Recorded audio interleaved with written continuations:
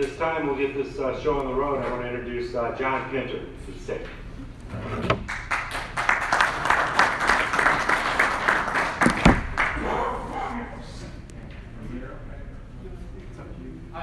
Good morning. I'm just very briefly going to speak out from the United Religious Community, and we have some funding that's available, some private funding that's available to help with utilities. Doesn't help with water, unfortunately, but if you've got a light bill or a gas bill that's overdue, and you're a part of the lockout, we'd be glad to help with that. I can only stay till about 1, and I didn't bring information to help with that, but I've got some sheets here that'll tell you what we need, which is an ID, the actual copy of the bill so that we can verify that, and some kind of indication that you are part of the lockout. So I'll have these in the back. I'll hang out a little bit in the back there if you need help and figure out a time during the week or in the next couple of weeks to see if we can help you out. Thank you very much.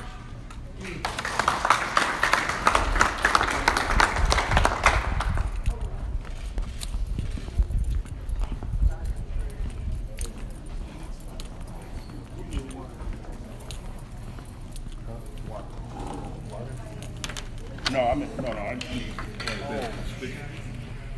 I'll find. I think we got kitchen. Oh, okay.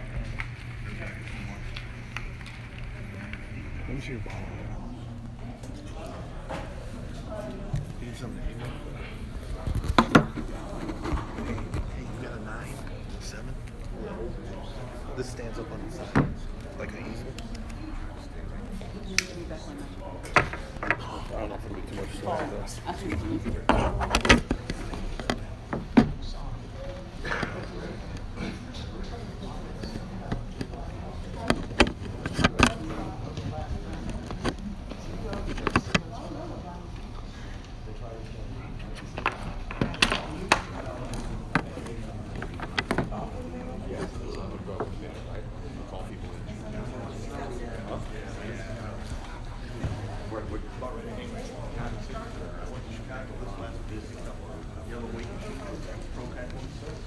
All right, I'll do that.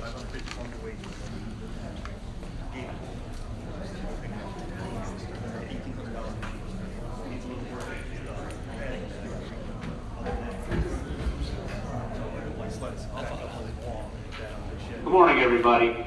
I want to thank everybody for coming. My name is Bruce Schweizer. I am the bargaining chairman for UAW Local 5, the AM General Unit. I represent the members over at the Mercedes-Benz plant where we're building the Mercedes, and also the military assembly plant where we build the Humvees.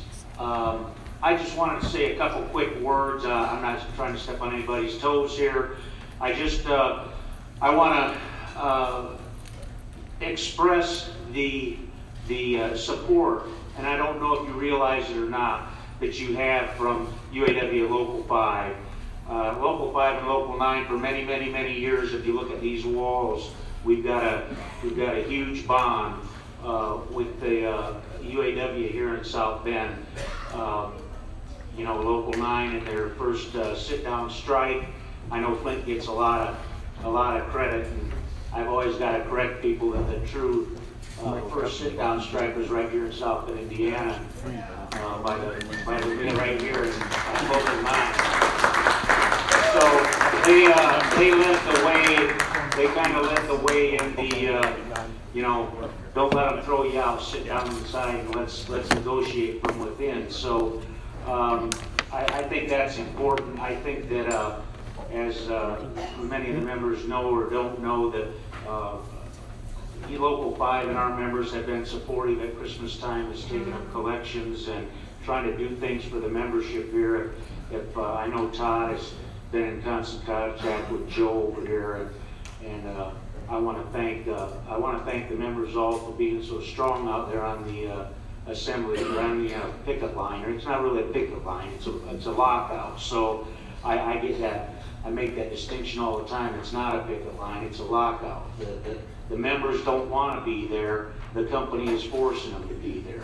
So I do want to support, or do want to express our support for your local, and we will try to keep in constant contact, and I hope that here in the near future that they can get something put together and end this, you know, so because everybody wants to get back to work and make a living and provide for their families. So again, I wish you all the luck in the world here in the next few weeks. I know you got to go back and the bargaining committee's got a heavy load to lift there trying to get this thing settled, but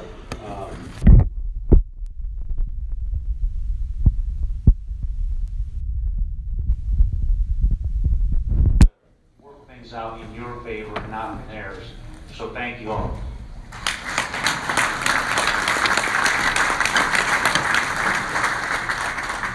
These ours? Oh, I got that. Yeah, we're just taking donations for the ones that ain't working if you want. To this solidarity, community solidarity rally with Local 9 UAW, who has been locked out since May of last year. I wanted everybody to give a hand to the workers who held the line, who stood up for you and for themselves.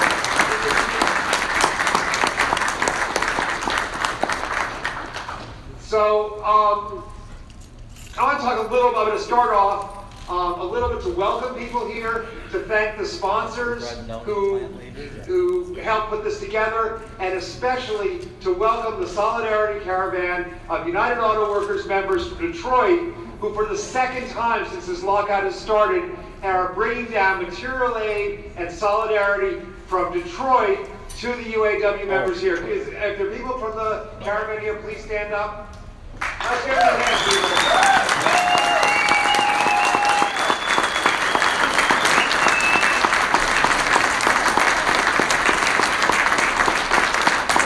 Now, there are lots of other organizations represented here. The union's here. I've seen Teamsters, IATSE, UAW Local 5, carpenters, Teamsters, musicians, come here to stick up for other workers.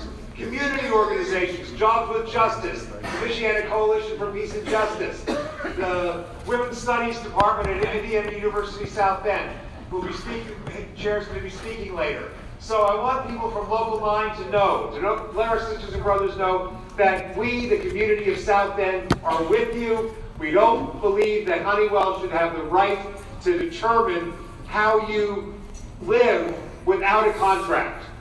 Having a union contract is one of the most important things for working people. So, before we go on, let's everybody give a hand to the members of Local 9 for sticking it out, not only for themselves, but for all of us.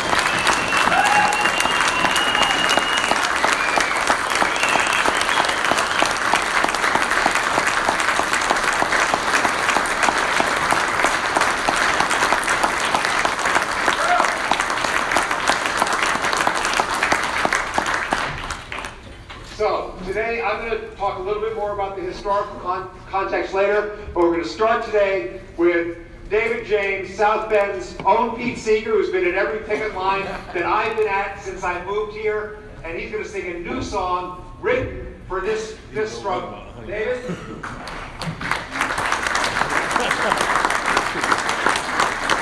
said you didn't use the word split, you used the word turkey.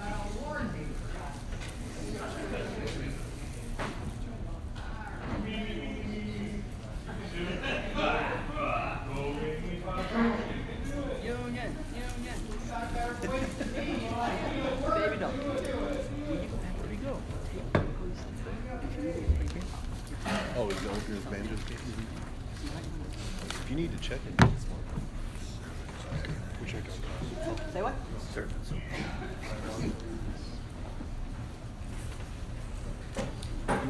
We should just have some. Yeah.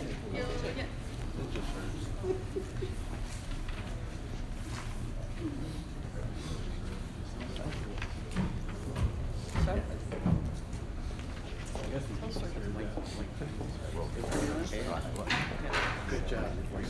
I just did this last night, so I was at a movie over at the Civil Rights Heritage Center, and it was a terrible movie. It was a wonderful movie, but the subject of it just made me sick. So I got up and Is went that home. history on the Local 9? And They're free, but if you'd like to donate them, we'll wrote go this to the song. non-working people from Honeywell. This song is not about militarization of police, it's about rocking out at Honeywell.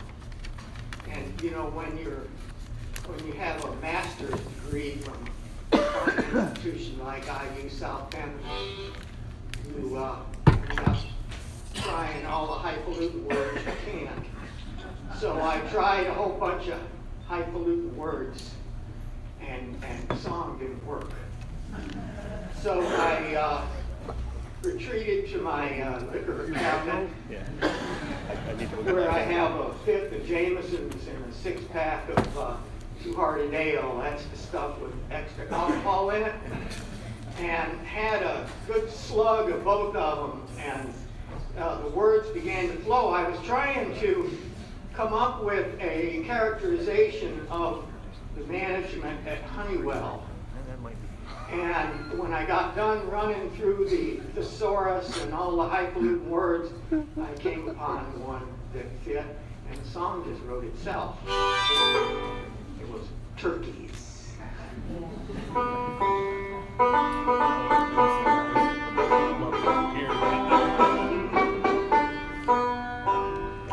Hang on. That beat sound. Oh yeah. Southern Hope you're not recording this. There it is. You can tune a fish, but you can't tune a banjo.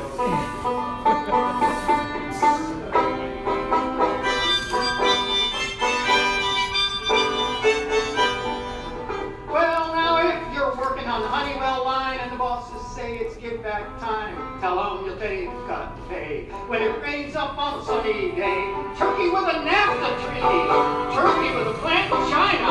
He thinks he's a lord above all, but he really ain't nothing but a turkey in the straw.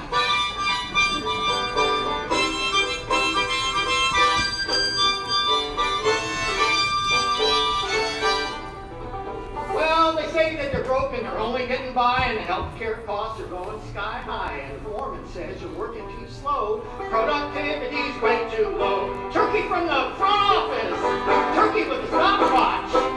Shove a slug that guy in the jaw, 'cause he really ain't nothing but a turkey in the straw.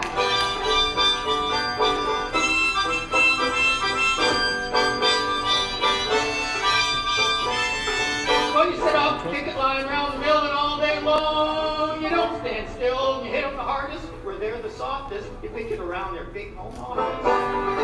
Turkey with a Rolls Royce, turkey with a fake earnings statement.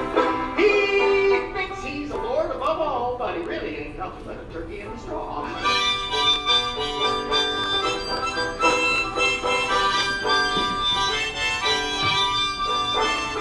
Well, you march around circles till your head is spinning and you yell like hell because you know you're winning. Scabs that cross your picket line, they know it'll be their turn next time.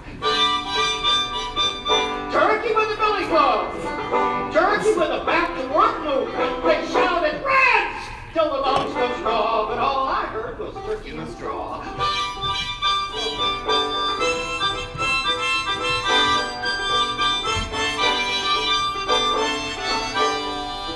Well, then you'll get you a raise and a good health plan and dignity for every woman and man. And if there's a lesson in CTC, working class solidarity. Turkey in the Labor Department, turkey in the White House. We danced and sang in the local live hall with the brand new words, turkey in the straw.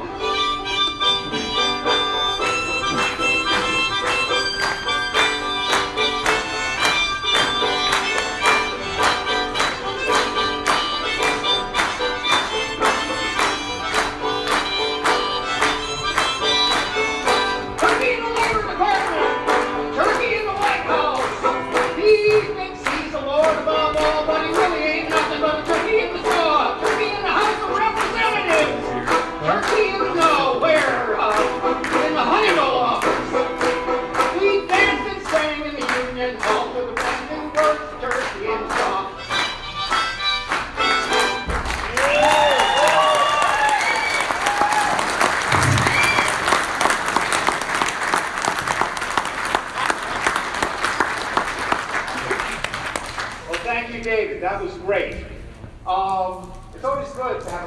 flow amongst us, right? Keeps us moving. Highfalutin words. He's good at it. So, we are here in Local 5's hall. You can see the history of Local 5 here. We'd like to thank the local for extending their solidarity, not just today, but over the time of the lockout to their fellow UAW workers at Local 9. Today, as many of you may know or may not know, is the 80th anniversary of the victory over General Motors in Flint in the 1936-37 sit down there. And as brother said before, that movement started here in South Bend. When the workers at Bendix, which is the ancestor of Honeywell, it's actually the factory that was occupied, is still part of the Honeywell complex. When they went on strike in November of 1936, that taught the sort of fledgling UAW about a tactic that was going to win. And they won after 6 days. And that victory set the stage for the growth of the UAW to become one of the most powerful labor organizations in the country. Now, you may notice that a number of people here are wearing white shirts. And that's a tradition that was started by the UAW the day the workers walked back into the plant with the union contract at General Motors, that the workers wore white shirts. And this is because in 1936-37, the distinction between white collar and blue collar still was very, very significant. And the workers wanted to say that with the union contract, they were as good as any of the managers. So instead of wearing their blue work shirts, they wore white shirts to work saying, you can't tell us what to do. We're as good as you are. So every year on February 11th, it's a white shirt day for the national UAW to say, we're as good as any of you. Now, before we start, that's right, we still are, right?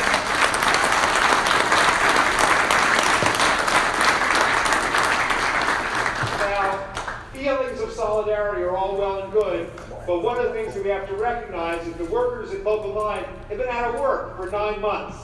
And so solidarity can't be just good feeling. It's got to be about bringing help to our fellow workers.